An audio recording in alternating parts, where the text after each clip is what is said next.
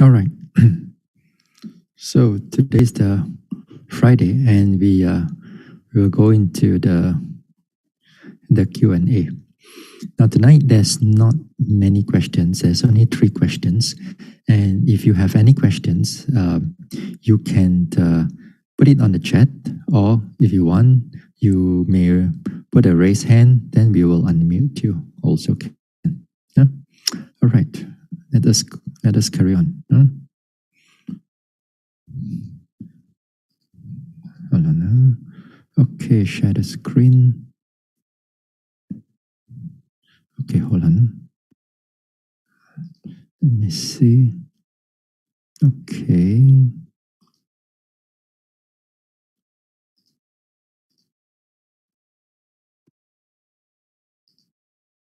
Hey.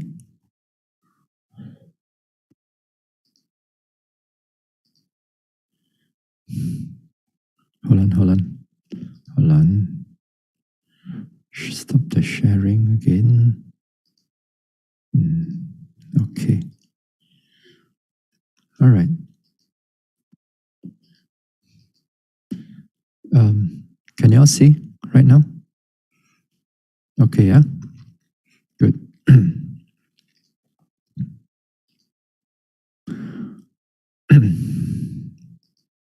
I got to remove this thing. Okay. I'll put it below. All right. Bhante, during sitting meditation, the lips become tightened and nose pull up. I just being aware of it. As the lips tightened stronger, like being glued together, I couldn't move even a bit. The mind knew it can't control. Then the tears came out. I just aware of them and noted them tightened, tears, cool. Later they disappeared. Then breath became faster and felt gaps. Lips started to become tighter and stronger than before, like magnet being struck and being stuck. The mind accepted and aware of them. The lips changed the shape. It happened until the chin was pushed up, then tightness on the lips disappeared. I don't know how to describe it, but it was very interesting. Bhante, I sincerely thank you for the teaching and guidance. All right. Now here, okay, since it's not a question, it's just a description. Anyway, here when we are noticing all these things, a lot of times many of yogis, when they are not taught to just stay there, pay attention as it is, whether it is being tight or tears or cool or pulling or stretching, and a lot of times during the sitting, especially, the aspect of the dukkha, arises and it comes out. The dukkha is not only the pain in the buttock or pain in the knees only, when we call that dukkha. It comes in different ways. For example, when the lips tighten and you feel unpleasantness, that is also a kind of experience of dukkha. And the tears arises and the breath is all gasping and so on. That is also an expression of dukkha in its own way. Yeah. So here in this time, you all have to pay attention as they really are. A lot of times, yogi, when these things happen, they try to undo them by your own, on your own. For example, when your lips become tight, then you all just want to shake it and then try to loosen it. That is not the way of vipassana. So the way of vipassana, if it's tight, you watch it. It becomes tighter, you watch it. So the breath, even sometimes you felt that it's gaps, you watch it. Sometimes even the breath feels like you can't even feel the breath at all, as if like there's no breathing at all. Even then also, don't be fearful, just aware of them. Because sometimes when the concentration picks up, it do all kinds of things, and you may think of it as something wrong with your practice. But this is exactly what the Vipassana is trying to show you, in many different ways. So you're going to experience, if you are sincerely practicing, you're going to experience many different sensations, and especially, and it's connected with the unpleasant things, then there's a lot of experience coming out. It makes you difficult to meditate. But anyway, since over here you can able to notice it, you can able to take note of those things, then perfect. Just keep it going. More and more to see. Good. Okay. All right. Okay. Few minutes only. We go to the second one. We got only 3 questions tonight, actually. All right, never mind. Bhante, how do we practice mindfulness during chanting? Mentally, quietly, or verbally? Do we just hear the sounds of the syllables or words, or we are also told to understand the meaning of the chants or sutta to be effective? In that case, we are also thinking. Please explain. All right. Now, during the chanting, in the process of chanting, what is good that we learn to understand the sutta, the meaning of the sutta, which is important also. Second is that we also need to have able to remember as much as you can. Okay? Then also, in a certain way, number 3, you have to have a proper pronunciation. Also is good. Because if sometimes in the Pali, if there's the pronunciation is out a little bit, it can be a different thing. Also, of course, the next one is you must also have a lot of faith in the teachings of the Buddha, and also that particular chanting. You must have faith in the chanting.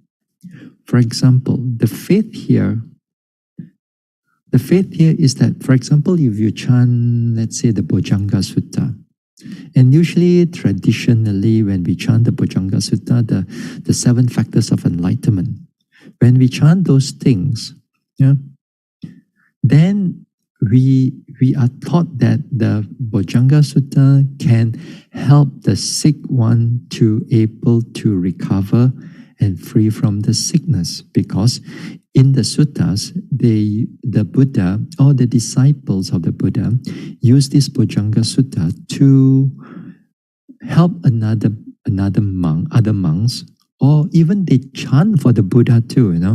Then the Buddha recover, or other monks also recover. So with that, we traditionally bring it down, and we use this Bojjhanga Sutta for, in a way, the purpose of helping to elevate the suffering or the sickness or the ill health. So here you must have some degree of faith. You've got to have some degree of faith that this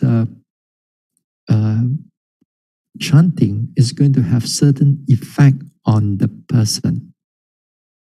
But you got to be careful. Don't put your bar too high.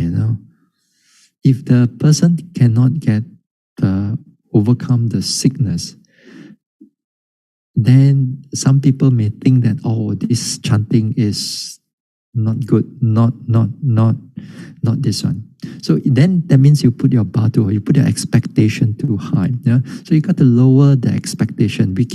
When we chant, we wish the person to be free from that sickness, but finally it's again depending on the person.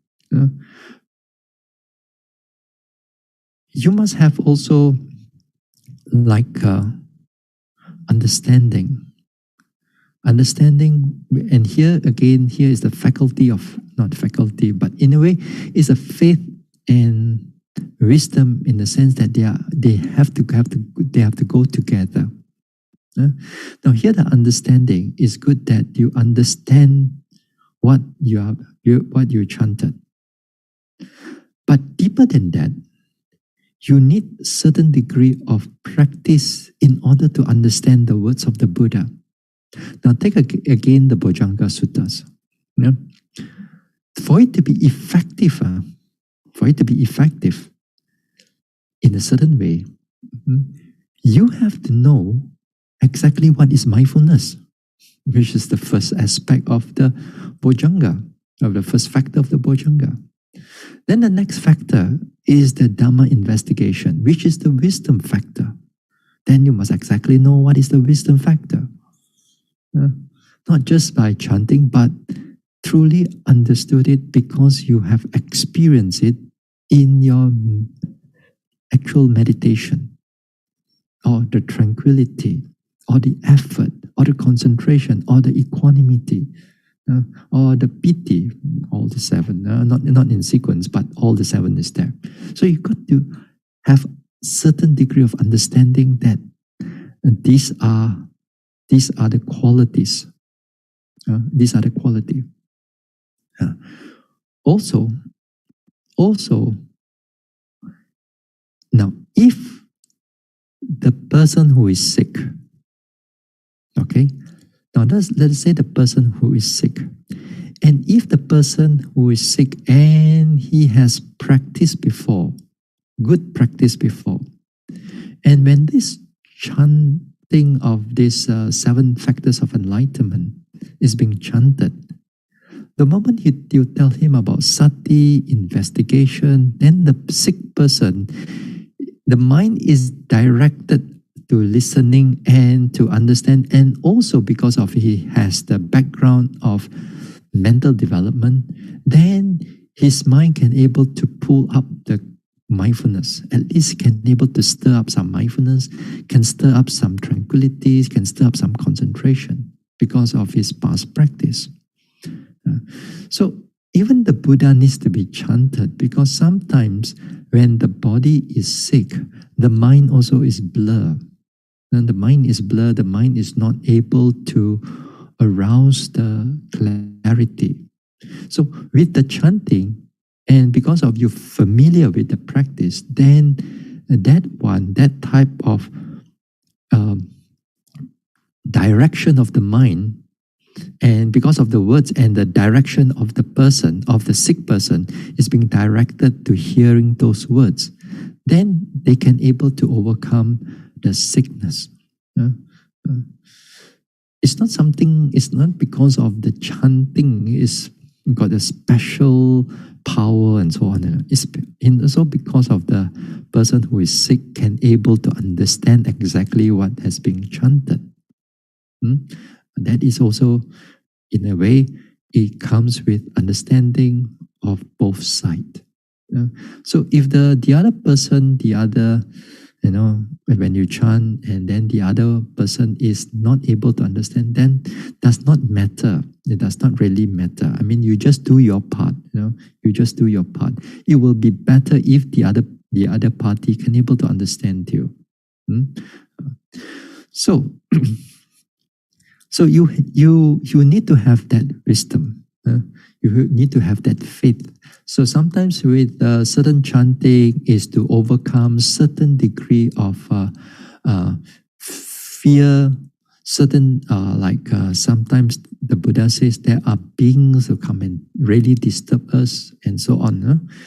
And the Buddha gave us a number of chant, and then when we chant it with confidence, with faith, with understanding too, and then as if like this type of fear can be overcome. Sometimes all you need to do is overcome the fear. Then those beings has no power over you. They can no power over you because you have faith in the chanting. But if you do not have faith in the chanting, then it's going to be a bit difficult. So when you have faith in the chanting and you understand what you chanted, then because of that faith, it overcomes the fear. When the fear is over, whether the beings are there or not there, it doesn't matter anymore, isn't it? It doesn't, I mean, they are there only. It's because a lot of times we are fearful, then we think of all kinds of wrong things. So you must have a lot of faith. You must have a lot of fear. Whether you can be mindful of it or not, perhaps sometimes mindfulness is just that you are just being aware roughly only. Mindfulness is more, I would say, it's not at the forefront. Mindfulness is more at the background because it's still something wholesome. You are thinking about the words and you are recollecting about the meaning and you have faith in the chanting, and then those things becomes at the forefront. Mindfulness step at the behind it. So sometimes here when we chant these things, when we have certain degree of understanding, certain degree of faith, then it can work wonders. It can work wonders. I'm not sure. I wouldn't say there's going to be miracle, I wouldn't say it's going to be a miracle, but then sometimes wonders can happen. At one time, I told you the story. I think I spoken about this thing before. Reverend Jyotinanda and I, at one time, some years back, we were invited to do a chanting for a devotee's father who is sick and cannot wake up or like in a coma for a few days. So two of us, went for the chanting, chant. And then the next day, the father woke up, and then he was so happy, the devotee was so happy, and then he thanked us, Then because of that, other devotees came to know about it, or or the devotee told to another friend, and they came to know about it. And then they started to invite us again to go and chant again, because the other person, the other devotees, parents or sibling is also in a state of coma, which is in the hospital. So we were invited to go there to do the chanting. Hopefully this thing, they hope that the person can wake up from the coma. So, but then after that, whether they wake up from the coma, we do not know, because we don't want to go into that area. We go into that area, after that become too popular in all these things, see down, and all the time people invite you for chanting for some sort of miracle, so we don't involve in that too much. But once in a while, of course, we attended death chanting, and people who sick once in a while, not all the time. We are not in that area. But there are monks who are in those areas. There are monks who are really in those areas.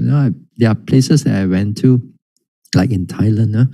Sometimes in Thailand, certain monastery, they have a cremation ground also. Not like here. Here we are cremation ground is you have to go to a crematorium to do the whole the burning. But in Thailand, the cremation can be done in a certain monastery, not all monastery, but a certain monastery. And a certain monastery, they also provide monks to do all this chanting. Then the monks are very professional because they deal with this thing a lot. Even right now, it's even more terrible with so many deaths, especially like also in Thailand. Also no time, a lot of time is being spent into all these things. So I'm not in that area. I don't want to go in those areas. So anyway, we use this chanting. We use this chanting with understanding, with faith, with confidence, with remembering, with a proper pronunciation, and it can help us, and it can help a certain situation, or it may help others also. But again, you don't put your expectation too high. Here the chanting, sometimes also there are yogis. Sometimes they start off, before they start off with a certain meditation, they want to chant, because the chanting helps to calm them, which is also true for some yogis. It is not for me. Yeah? The more I chant, the more the mind goes into a lot of thinking. So usually I avoid chanting when it comes into meditation. But for some yogis, it's perfectly all right. Now, the thing is that when you want to do the chanting, during in the meditation, or especially in the retreat, in the retreat, it would be advisable to put all these things aside as best as possible. But at home, like right now, when you do this type of chanting, now, do it for a while until your mind can able to stay with the chanting, and your mind is not distracted about tomorrow, about next day, and so on. It can able to stay with the chanting, and then with that, then try not to go too much already. With that, when your mind able to calm down with the chanting, then after that, when that particular chanting finish, then let it go. Then go into the meditation. Then with that calmness, with that clarity, bring it over to the meditation, whichever that you are doing, in breath, out breath, rising, falling, metta, and it can be very helpful. Yeah? Those things can be very helpful. Here the chanting can be used as a supportive for your mental development rather than in itself, because in itself, the mindfulness is more of a background, more of a background. Okay. Just make sure that all this chanting, it's just have to be, you all have to be, what do you call that? You all got to be wise. What I'm trying to say is that you all have to be wise, because in the world, when you go out there, when you move around from places to places, there are people who are very involved in this chanting, and they are over attached to the chanting, and they thought that every chanting can give you miracles. In the fact that sometimes there are those who, if you hear, for example, if you hear my chanting, then you'll be enlightened already. If you hear the chanting, you'll be fully protected already. Protected in the sense that you don't have to have all these things. And some people, they what they call that tattoo the chanting in the whole body, the whole body, everything. Sangha sampo like that. Every kui whatever hantu or whatever, they don't come to you. The people believe that they overdo the whole thing, overdo the whole thing. So just be careful, as we want to go into the path of mental development. Don't get stuck in these type of things. We use it as just to help us to bring forth our faith, the confidence, wisdom, so that we can able to go into higher mental development. Okay. Next question. All right. Next question. It's a bit not too difficult, but it's just a bit long. Yeah.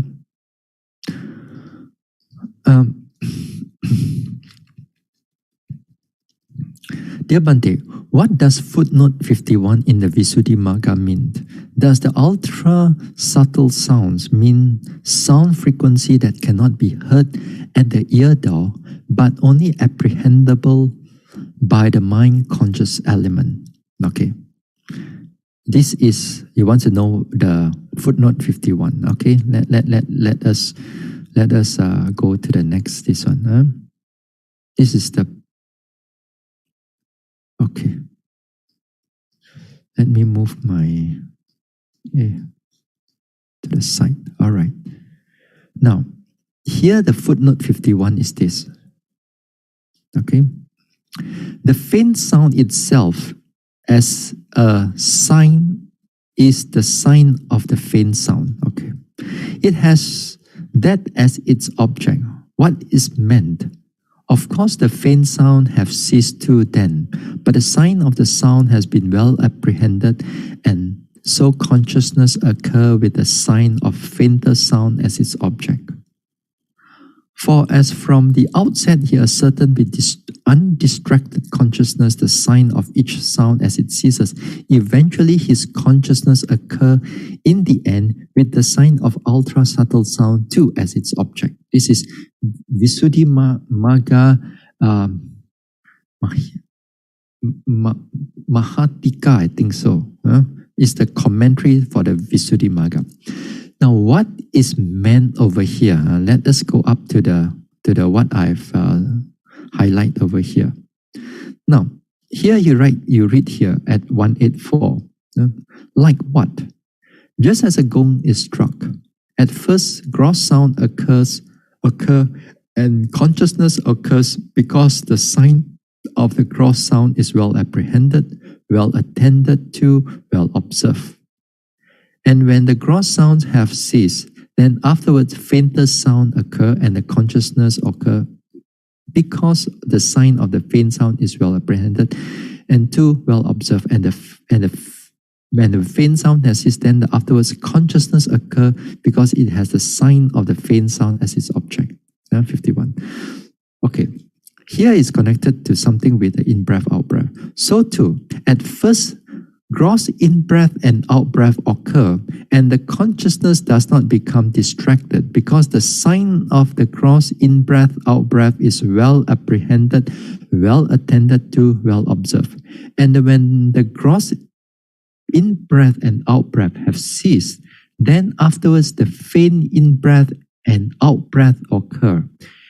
And the consciousness does not become distracted because the sign of the faint in-breath and out-breath is well apprehended, well attended to, well observed.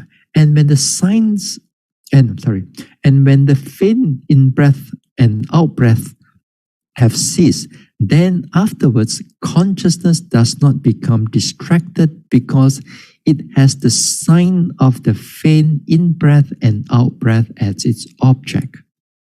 Yeah? Okay.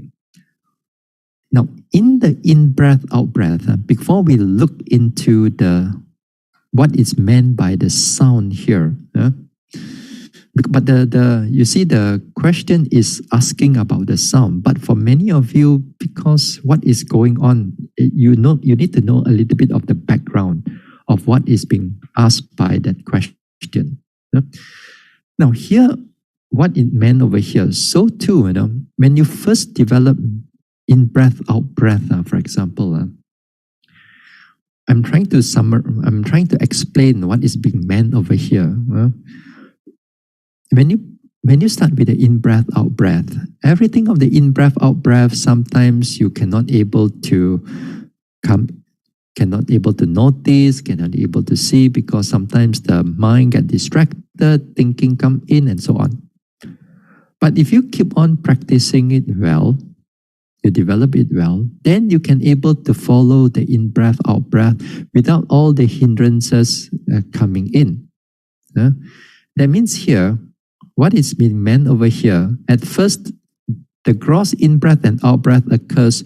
The consciousness does not become distracted because the sign of the gross in-breath and out-breath is well apprehended. That means the sign here means the object of the gross in-breath, out-breath is well apprehended. That means you can able to notice the in-breath, out-breath very clearly without the mind get distracted into all kinds of hindrances. That is what it's meant. And now, if you keep on practicing further, then the gross in-breath, out-breath becomes, slowly it disappears. Then you can only see a very faint in-breath, out-breath, as if like you are not breathing at all. But it's still occurring, the faint in-breath, out-breath. In the beginning, this type of faint in-breath, out-breath, it's very difficult to see because in the beginning, your mindfulness is not powerful or continuous. So as it goes into a more continuous, more powerful mindfulness, the concentration follows it, the effort follows it, and then you can able to notice that the in-breath, out-breath becomes much more finer, much more subtle. When we say the faint in-breath, out-breath, during in the actual practice, the faint in breath out breath becomes clear to you already. Because of your mindfulness, things are magnified, become clear. The earlier gross in breath out breath, that time you can see it very clearly. But when you begin to see the faint in breath out breath, that time is not so easy for you to see that.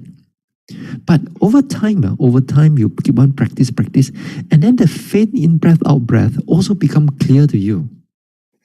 As if like it's not faint anymore, but compared to your earlier in breath out breath, this is still, we call it faint. But when you're actually practicing it, it becomes clear to you. That means it's happening right in front of you already. Okay? So that, when you're able to notice it, then it becomes very, very good, because it has going into a more deeper aspect of the meditation.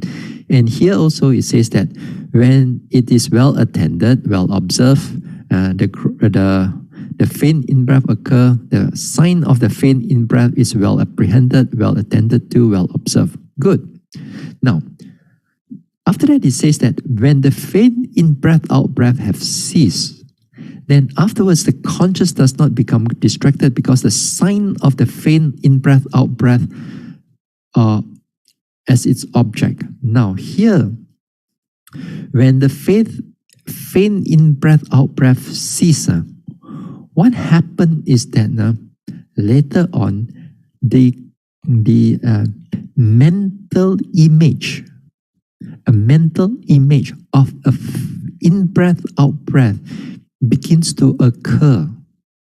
It begins to occur. But again, initially, that mental nimitta this time is not stabilized yet. You will keep on going back to the bodily type of a faint in breath out breath, of that in breath out breath. And the sign of the created by the mind is not clear yet. But nevertheless, you keep on practicing until the sign, the mental aspect of it becomes clear. And the breath, the body faint breath, it starts to disappear, it starts to cease, and it starts to disappear, and only the nimitta becomes clear to you. The mental nimitta becomes clear to you. And then you can able to stabilize it, you can able not affected by hindrances and so on.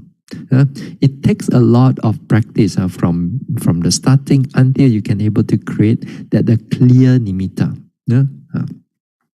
A clear nimitta which is the a sign sometimes for some people is exactly the in-breath, out-breath itself, but it's created by the mind. The earlier one is the bodily process, it's a bodily formation. But right now, because it is much better, it's been created by the mind. So this is what is meant here. So now what it meant by going back to the example of the gong. When the gong is struck, at first the sound occurs and the consciousness, because the sign of the gross sound is well apprehended, well attended to, well observed, and the sound have ceased afterwards, the faint sound occur, consciousness occur, because the sign of the faint sound is well apprehended, well attended to, well observed. Now here, the question is again this. We go back to the question. Does the ultra subtle sound mean that the sound frequency cannot be heard by the door but only apprehendable by mind conscious element? In a way, it is yes. This thing is yes, because for example, let's say about the gong one. No. Don't have to use the gong. Can you able, for example, can you able to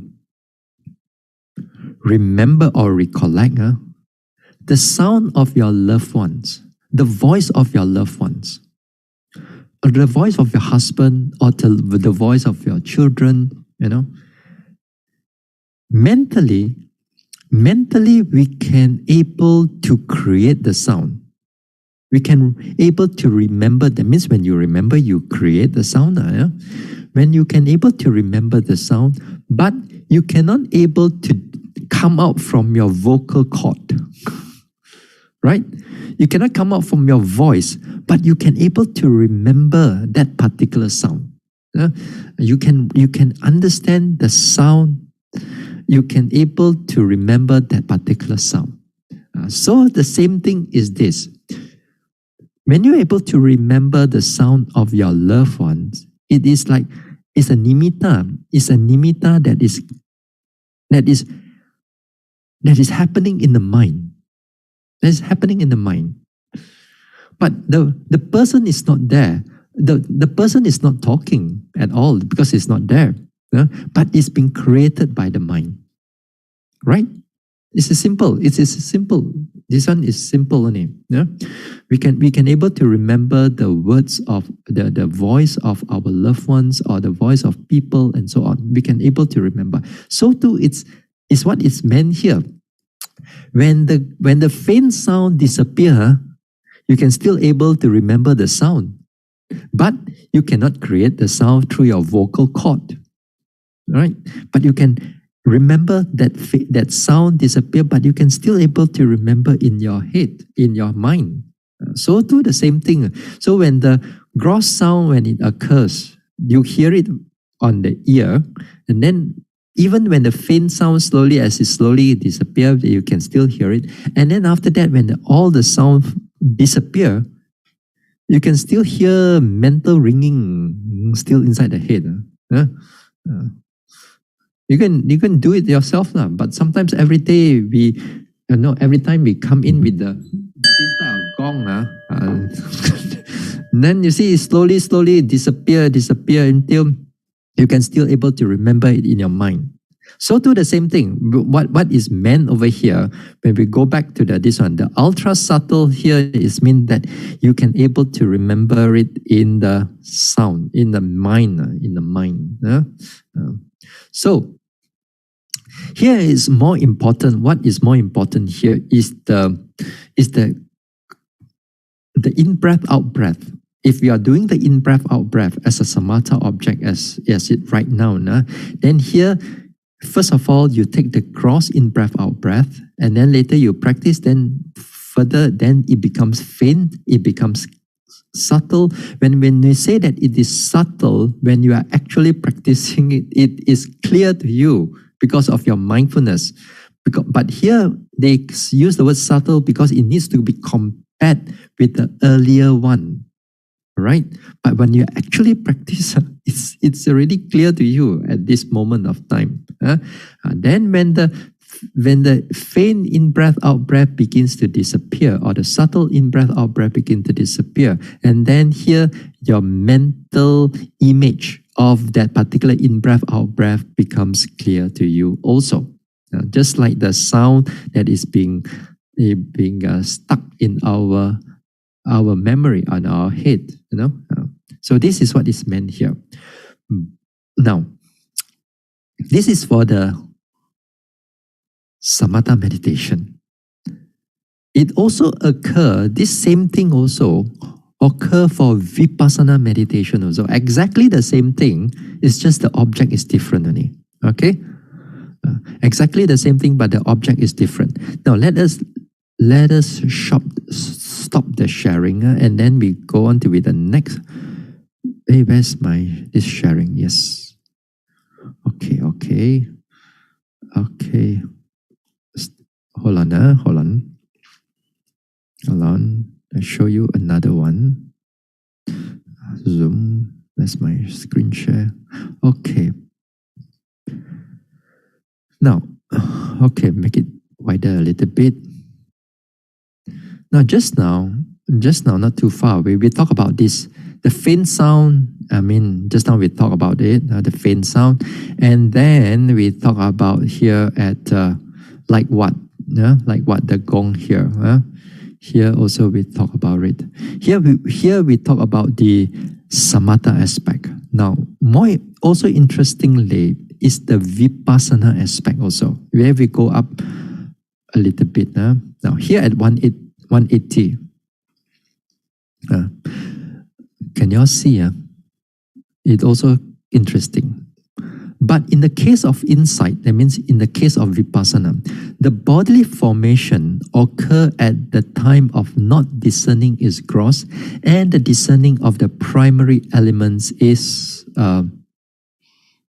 it is by comparison subtle. By comparison, that is also gross in discerning the derived materially. That is also gross.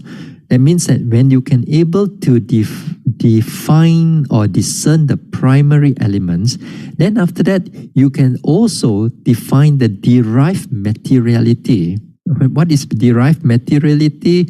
For example, you can notice the sensation of the body a little bit more. Many things, if you know your Abhidhamma, will be good now. Again, about 24 derived materiality, but we don't need to able to discern all of them. But anyway, first of all, you able to notice. No, first of all, you are not a meditator. First of all, you cannot even noticing the primary element, hardness, softness, warmness, coldness. You cannot do that. So when you're able to know it, then the primary elements becomes gross. As it becomes gross, then you are able to notice things much more deeper. Then it becomes subtle. Then after that,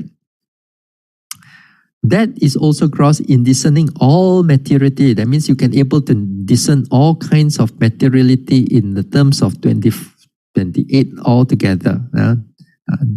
Then after that, when you're able to discern those things, then discerning the immaterial. Immaterial here means the mind.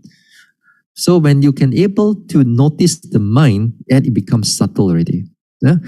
And when you can able to discerning the mind and materiality, both of them, it becomes subtle. And that is also cross in discerning condition. That means that you begin to see the nature of how things are affecting another. Then after that, when you see the materiality with condition, it becomes subtle. And this is also cross.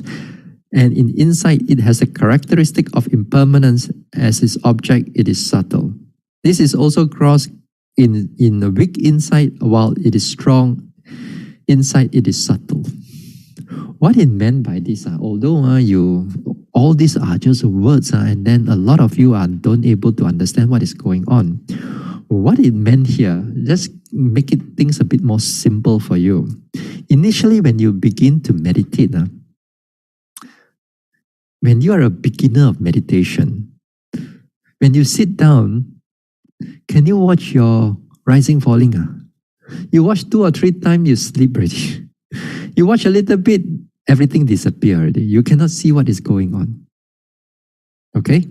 But because you keep on trying, you make an effort. Then after that, you can able to see the rising, falling, moving, hardness, softness, pressure. That means you begin to able to discern the primary elements, which is good. Compared to you in the beginner of a meditator, you cannot see anything at all. Or when you are doing your walking meditation, initially you just right step, left step, you're not able to see anything much. But if you keep on practicing a little bit, few more days, and you make an effort for it, you begin to notice the hardness. Actually the hardness, how is it like? And then you can able to notice the lifting, which is the wind element. How is the movement like? How is the pushing like? How is the stepping, the pressure, the hardness, the warmness when it touch down. When you're able to notice those things, then it becomes clear to you. But although here it says that it's subtle, but actually when you are actually noticing it, it is clear to you. Okay? So even though we use the word subtle here in the words here, don't think of it like when you meditate, everything become little, because subtle, use the word subtle, you got little, nothing for us to see. No, it's not like that. It's not like that. It meant that it is clear to you, but when it's compared to your earlier times, When you cannot able to meditate, those things are gross. Okay, and you keep on meditate further. As you keep on meditate further and further, you can able to see the rising, falling, pressure, hardness. You can see so many sensation and so on. Then things become clearer. You can see how the rising, falling is not going in one way. Sometimes they go in 2 or 3 steps.